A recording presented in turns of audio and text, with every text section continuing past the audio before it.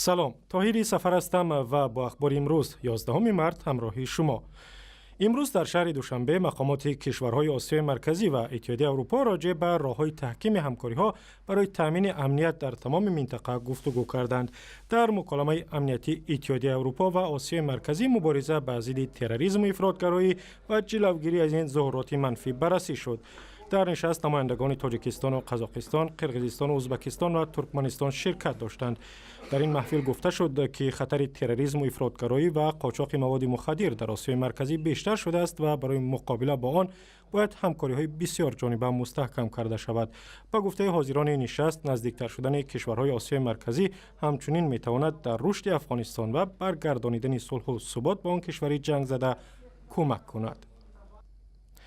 محمد صادق محمد یوسف مفتی سابق آسیای مرکزی و یکی از روحانیان معروف ازبکستان در سن 63 سالگی درگذشت. بنا به گزارش‌ها این روحانی شام 10 مارس هنگام بازی بسکتبال در دانشگاه اسلامی تاشکند به سکته قلب دچار شده است. محمد صادق محمد یوسف در عهد شوروی سابق در سالهای 80 و ابتدای سالهای 90 رهبری اداره مسلمانان آسیای میانه و قزاقستان را بر عهده داشت. حاجی اکبر تورا جانزاده یکی از روحانیان شناخته تاجیک در گذشته محمد صادق محمد یوسف را یک تلفات بزرگ نامید. ضایقه بزرگی برای مسلمانان منطقه هست، زیرا واقعا شخصیت عالم بودن، یک عمر با تدریس و تعلیم و تالیف کتاب مشغول بودن، با دعوت اسلام مشغول بودن. زیاده از 120 عدد نامگویی کتاب‌ها تالیف نمودند، خصوصا تفسیر هلال که بسیار هم بزرگ حجم است. محمد صادق محمد یوسف را یک روحانی معتدل می‌دانستند و او سازمان‌های تندرو اسلامی به مثل جهاد اسلامی و حرکت اسلامی ازبکستان را محکوم می‌کرد. در تاجیکستان امروز روز مطبوعات را تجلیل کردند. بخشیده به جشن خبرنگارانی تاجیک که هر سال روز 11 مارس صورت می‌گیرد، نشست و محفل‌ها برگزار شد و اهل قلم کشور درباره دشواری و دستاوردهایشان صحبت کردند. و تعدادی از خبرنگاران هم جایزه‌های وزارت فرهنگ را سپردند و از کارشان قدردانی کردند. خودسانسوری، ترس از نوشتن حقیقت و آشکار کردن کمبودی‌های حکومت و جامعه از مشکلات است که سالها گریبانگیری خبرنگاران تاجیک است. حکومت تاجیکستان را هم برای فشار و تهدید بر روزنامه‌نگاران اکثر وقت تنقید می‌کنند. رئیس ولایت خطلون از خبرنگاران ولایت دعوت کرد که برای مبارزه با افراطگرایی به مقامات کمک کنند و نگذارند که جوانان تاجیک به صف گروه‌های تروریستی بپیوندند.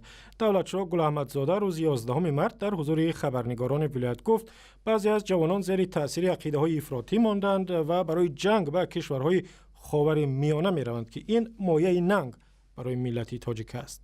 جوانان نه فقط با بعضی تشکیلات‌های عموما تروریستی اکستریمیستی بلکه امروز روی روز با بعضی دولت‌هایی که امروز چنین دولت نیست همراه شده با مقابل دولت‌های خریستانی امروز مبارزه بوده ایستادند که این داغی پیش از همه ملت است. دولتشاه گل احمدزاده اظهار امیدواری کرد که خبرنگاران ولایت با گزارش و مقاله‌های خود جوانان تاجیک را بر راه راست هدایت کنند. بنا به آمار رسمی تنها از ولایت خطلون تقریباً 40 نفر به صف گروه‌های تندرو پیوسته برای جنگ با سوریه و عراق و افغانستان رفتند. در ولایت خطلون رزمایش وسیع مقیاس برای آمادگی به هر گونه جنگ احتمالی شروع شد که در آن 50,000 نفر از نیروهای مسلح و همین گونه مردم آسایشته شرکت می‌کنند. فریدون محمد علیف سخنگوی وزارت دفاع روز 11 مارس به رادیو آزادی گفت در این مشق‌های ستادی تانک و توپخانه و نیروهای هوایی نیز جلب می‌شوند. زیاده از 100 عدد تکنیک‌های زیرکوب جنگی جلب می‌شوند. اویاسیون جنگی جلب می‌شوند.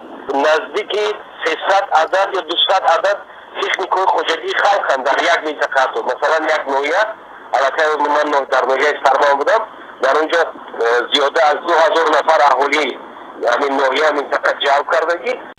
با گفته فریدون محمد علیف در دایره رزمایش سطحی توانمندی مقامات قدرتی تاجیکستان در برابر حمله دشمن سنجیده خواهد شد. و اخبار و گزارش‌های از این هم بیشتر در وبسایت رادیو آزادی، در صحیفه‌های ما در فیسبوک، توییتر و یوتیوب و هم زمینه مخصوص رادیو آزادی برای تلفن‌های همراه.